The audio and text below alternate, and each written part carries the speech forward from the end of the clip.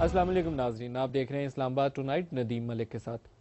کیا میں پاکستان کے بعد بارہا فوج بلوچستان بھیجی جا چکی ہے آپریشن کی غرض سے، بلکہ بہت سے لوگوں کا خیال ہے کہ جنرل ایوب کو ماشاء اللہ لگانے کا موقع ہی اس لیے ملا تھا کہ حالات بلوچستان میں اس قدر بگڑے کہ وہاں فوجی کارروائی اور پھر اس کی بنیاد کے اوپر ہی انہوں نے ماشاء اللہ لگا لیا۔ لیکن یہ کام ختم نہیں ہوا، یا کو بھی یہ کرنا پڑا، ذوالفقار علی بھٹو جو الیکٹڈ پرائم منسٹر تھے ان کو بھی کرنا پڑا، زیادہ دور میں بھی یہ سلسلہ نہیں رکا، اور پھر جنرل پرویز مشرف نے، جو بگٹی صاحب کا آج کل بار بار کہا جاتا ہے کہ ان کے قتل کا ان کے خلاف پرچہ کروا کر ان کے خلاف کارروائی ہونی چاہیے، یہ کیوں ہم آج تک ایک صوبے کے ساتھ اتنی غفلت برت رہے ہیں کہ آج سیپریٹسٹ 4 گروپ ہیں لیدگی پسند، کسی نے بلوچستان لبریشن آرمی کا نام رکھا ہوا ہے تو کوئی لبریشن فرنٹ کے نام سے کام کر رہا ہے۔ خیر بخش مری صاحب نے بھی اسی طریقے سے ایک لبریشن فرنٹ بنایا تھا، اب ان کے بیٹے وہ کام کر رہے ہیں۔ پاکستان اور پاکستان کے لوگ اگر یہ کام کر رہے ہیں اور پاکستانی فوج جا کر وہاں کارروائی کر رہی ہو تو یقیناً کچھ بہت زیادہ غلطیاں اسلام آباد میں سرزد ہوتی ہیں، جس کے نتیجے میں یہ دن دیکھنا پڑتا ہے۔ آج کے پروگرام میں ہم انہی ایشوز کو لے کر سامنے چلیں گے کہ بلوچ عوام سے معافی تو مانگ لی، لیکن کیا اس کے بعد ان غلطیوں کے تدارک کے لیے کچھ کیا؟ کیا ان لوگوں کو جو پہاڑوں پر ہم کہتے ہیں کہ چڑھ گئے ہیں ان کو واپس لے کر آنا ہے شہروں کے اندر؟ ان کی مین سٹریمنگ کے لیے کسی حکمت عملی کے اوپر بات ہوئی؟ اگر نہیں ہوئی تو کیوں نہیں ہوئی؟ اسلام آباد اسٹوڈیوز میں ہمارے ساتھ ہیں سینیٹر نواب زادہ حاجی میر لشکر رئیسانی صاحب، پاکستان پیپلز پارٹی کے اسپائی صدر بھی ہیں۔ رئیسانی صاحب خوش آمدید کہتا ہوں۔ میر احمدان خان بگٹی اسمبلی ہے PMLQ سے، بگٹی صاحب آپ کو بھی خوش آمدید کہتا ہوں۔ اور ہارون الرشید صاحب سینئر اینالسٹ بھی ہیں اور معروف کالمسٹ بھی ہیں، ہارون الرشید صاحب آپ کو بھی خوش آمدید کہتا ہوں۔ رئیسانی صاحب آپ سے آغاز کرنا چاہوں گا، ہم ہر 5-7 سال بعد فوج بھیج کر ایک انسرجنسی جو ہے اس کو قابو کرنے کی کوشش کرتے ہیں، اس کے بعد پتہ چلتا ہے کہ ایک قبیلہ پورا مائگریٹ کر کے افغانستان چلا گیا، ایک بندہ بھاگ کے لندن چلا گیا، 2 کابل بیٹھے ہیں، 5 سال بعد اس سے بھی زیادہ ابتر صورتحال ہو جاتی ہے۔ سدھرتی کیوں نہیں ہے؟ خرابی کہاں پر ہے؟ بسم اللہ الرحمن الرحیم۔ دیکھیں، ایک تو آج کے واقعات ہیں اور واقعات کے وجوہات، جس وجہ سے آج جو حالات اس ملک میں ہیں ان وجوہات کو بھی ذرا ہم دیکھ لیں۔ پاکستان میں ہم عموماً سنتے ہیں کہ جناح صاحب نے 2 قومی نظریہ پیش کیا، اور میرے تحقیق کے مطابق 2 قومی نظریہ بنگال سے ہی اٹھا، اور بنگالیوں نے پہلا تقسیم کیا مسلمان اور غیر مسلمان کے نام پہ، اور وہی بنگالی پھر پاکستان بنانے میں ہراول دستے کا کردار ادا کرتے رہے۔ اسی طریقے سے سندھ نے بھی پاکستان بنانے میں اہم کردار ادا کیا، اور بلوچستان کے جو بلوچ ریاستیں تھیں جن کا قیادت خان آف کلات احمد یار خان کے پاس تھا، وہ بھی انہوں نے فیڈریشن اور پاکستان اور اسلام اور جمہوریت اور ترقی کے نام پہ اس ملک میں شمولیت اختیار کی۔ لیکن آپ غور کریں کہ جن بنگالیوں نے 2 قومی نظریے کا بنیاد رکھا، اور پہلے وہی تھے جو پاکستان سے جدائی اختیار کیا انہوں نے، اس کے بعد سندھ میں GM سید صاحب بھی، آپ کو شاید تاریخ میں یہ یاد ہوگا کہ GM سید نے بھی کردار ادا کیا تھا، اور پھر وہی پہلے شخص تھے جنہوں نے پاکستان اور وفاق سے جدائی کا اعلان کیا یا جدوجہد کرے۔ آج ان کا بیٹا ہے، ان کا پولیٹیکل پارٹی احمد یار خان صاحب کا نواسا سلیمان خان صاحب، وہ 11 تاریخ کو اعلان کر چکے ہیں۔ اس کا کوئی بھی اثر وہ علیحدہ بات ہے، لیکن ایک رد عمل انہوں نے اپنا دکھایا۔ وجوہات کیا ہیں؟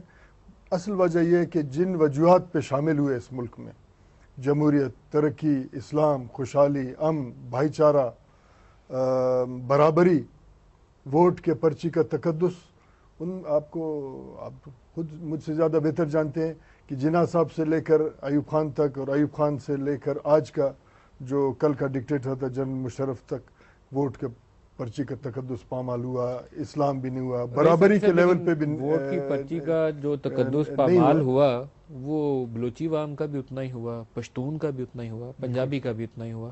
وہ علیحدگی کا نعرہ کسی اور جگہ سے کیوں نہیں اٹھا؟ بگٹی صاحب میں دوبارہ آپ کی طرف آتا ہوں رئیسانی صاحب، بگٹی صاحب آپ سے پوچھنا چاہوں گا۔ بسم اللہ الرحمن الرحیم۔ صحیح، جہاں تک بلوچستان کا تعلق ہے، بلوچستان کا مسئلہ باقی 4 صوبوں سے، پہلے تو 4 صوبے اور تھے، مشرقی پاکستان ہمارے ساتھ تھا، ان سے تھوڑا ڈیفرنٹ تھا۔ میں تو یہ سمجھتا ہوں کہ قائد اعظم اور لیاقت علی کے بعد وہ کہتے ہیں منزل انہیں ملی جو شریک کے سفر نہ تھے۔ پہلے جب بنگال ہمارے ساتھ تھا تو اس وقت یہ کہا جاتا تھا کہ نہیں جی رقبے پر وسائل کی تقسیم ہوگی. جب بنگال کو ہم نے خود جدا کیا آپ سے مار مار کر اس کو جب علیحدہ کیا ہے تو پھر ہمارا وہ بھی نظریہ بدل گیا, نہیں جی ابھی آبادی پر ہونا چاہیے. جب بنگال ساتھ تھا تو رقبہ تھا, جب بنگال گیا تو ابھی آبادی یاد آ گیا. بلوچستان ہمیشہ محروم رہا. بلوچستان میں ایوب خان کے زمانے میں جو تحریک چلی تھی وہ 1 یونٹ کے خلاف چلا تھا, لیکن ان کو صرف انہوں نے یہ نام دیا جناب نہیں وہ سرداروں کو بحال کرنے کے لیے, سرداروں کے لیے بلوچوں نے تحریک نہیں چلائی تھی. 48 میں کیا ہوا تھا؟ محترم نواب اکبر خان جب جیل میں تھے تو اس نے اپنا چاچا قتل کر کے جیل میں گیا تھا, وہ اسے کوئی اس تحریک میں اس کا وہ بات نہیں تھا.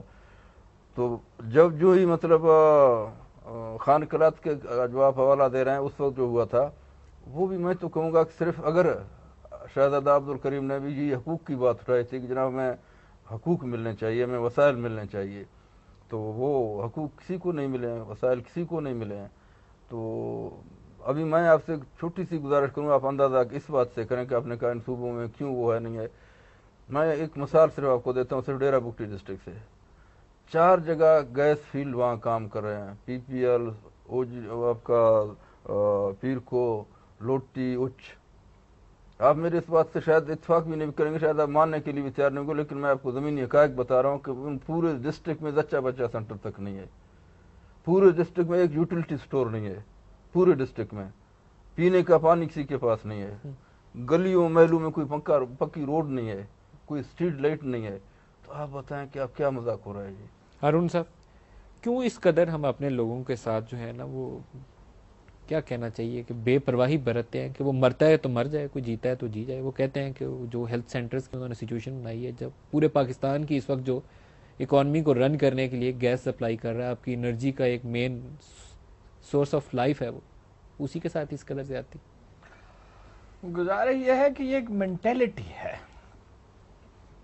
یہ ایک ذہنیت ہے, یہ صرف فوجی دور میں نہیں ہے. فوج کا تو جانا بہت ہی افسوسناک واقعہ ہے نا, یعنی اپنے ملک کے اندر فوج جائے کسی جگہ پر, سوائے یہ سوات میں جو واقعہ ہوا ہے اور کسی کا جواز شاید کسی واقعہ کا نہیں پیش کیا جا سکتا. لیکن سول دور میں بھی آپ دیکھیے نا, بگٹی صاحب کہہ رہے ہیں کہ رقبے کی بنیاد پر جو ہے پہلے تھا اور پھر آبادی کی وجہ. کب ہوا؟ 73 کے کانسٹیٹیوشن میں ہوا. یہ کانسٹیٹیوشن کس نے بنایا تھا؟ اور بھٹو صاحب کے دور میں بھی فوج گئی, جب بھی گئی افسوسناک ہے, لیکن جمہوری دور میں جانا اور بھی افسوسناک ہے.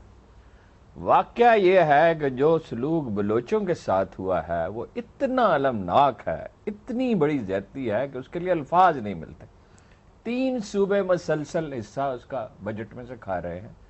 بھائی ساری دنیا کے دساتیر میں حصہ ہوتا ہے آبادی پر بھی, رقبے پر بھی, پسماندگی پر بھی, اور بلوچ پسماندہ بھی ہیں, رقبہ بھی بڑا ہے جو پسماندگی کا ایک فیکٹر. لیکن ہارون صاحب آدھا پاکستان ہے بلوچستان, ہم اس یہ قدر آدھا زیادتی کیوں کر پاکستان رہے ہیں؟ ہے, اور دیکھیے ایک تو تعلیم میں بیچارے بہت پیچھے رہ گئے. کیوں خاص دشمنی ہے ہماری بلوچوں سے؟ کیوں نظر انداز کر رہے ہیں؟ دشمن انصافی ہے جو پریشر نہیں ڈال سکتا. ایک تو یہ ہے کہ ہم فوراً ہی حب الوطنی کا ایک عجیب تصور ہے ہمارا, یعنی سیاست فائنل انالیسس میں ایک لوکل چیز ہوتی ہے, جو مقامی مسائل ہوتے ہیں ان کو دیکھا جاتا ہے. یہی آپ کے پروگرام میں میں نے مثال لی تھی کہ حضرت عمر نے بہت اصرار کیا, مگر مصر کے گورنر عمرو بن العاص نے پیسے بھیجنے سے انکار کر دیا, کہا کہ یہاں لوکل لوگ ہیں, ان کی ضرورت ہے.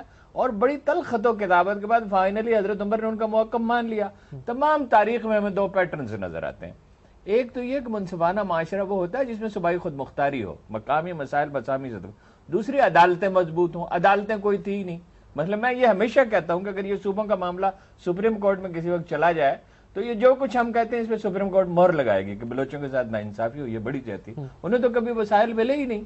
اور اب ساری بحث ہو چکی ہے. مجھے تعجب ہوتا ہے کہ ذمہ دار لوگ یہ کہتے ہیں, انہوں نے آتے ہی معافی مانگی تھی زرداری صاحب, بھول گئے نا. اب سال بھر سے کیا کر رہے ہیں؟ ایک دن کے دورے پہ جاتے ہیں, جو بڑی افسوسناک بات ہے, یا وزیر اعظم صاحب جاتے ہیں یا کوئی کمیٹی جاتی ہے, وہ ایک دن کا دورہ کیا ہوتا ہے؟ وہاں بیٹھے صاحب آپ کی حکومت ہے, آپ ہی سے پوچھتا ہوں, صوبائی صدر بھی ہیں, صوبے میں اس وقت وزیر اعلیٰ بھی آپ کے ہیں, سینٹر میں صدر بھی آپ کے ہیں, وزیر اعظم بھی آپ کے ہیں, اب بھی مسئلہ حل نہ ہو تو پھر الزام کس پہ لگائیں؟